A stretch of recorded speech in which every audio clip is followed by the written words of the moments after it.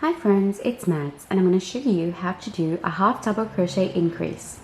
To work a half double crochet increase, we're just going to work 2 half double crochets into 1 stitch. So to do that, we will yarn over. So we've currently got 2 loops on our hook, work into the next stitch. So we've got the 2 loops plus the stitch on our hook currently. We're going to yarn over and pull it through that stitch, leaving 3 loops on our hook.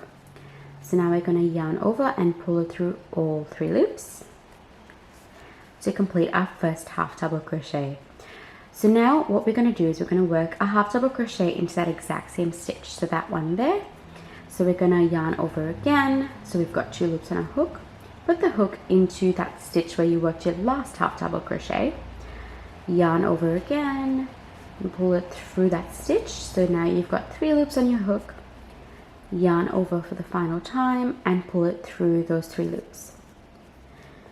So now you've got 2 half double crochets in the 1 stitch from the previous row, and that's how you do a half double crochet increase.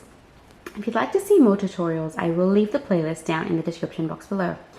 Thanks for watching.